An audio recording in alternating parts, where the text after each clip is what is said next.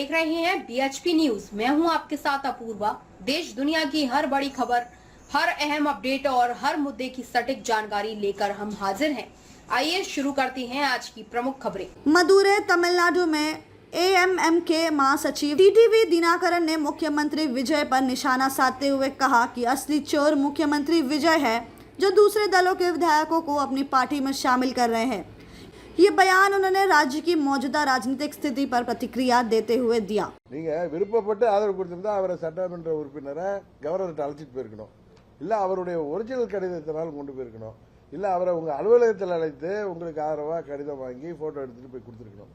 எதுவும் இல்லாம நீங்க ஒரு லெட்டரை கொடுத்துட்டு, செராக்ஸ் காப்பியை கொடுத்துட்டு, அந்த சட்டமன்ற உறுப்பினரே அவரே கவர்னர்கிட்ட மறுத்து நான் கொடுத்த லெட்டர் இல்லைன்னு கொடுத்த, கவர்னரிடம் கொடுத்த கடிதம் காப்பி இருக்கு, நான் காமிச்சேன்.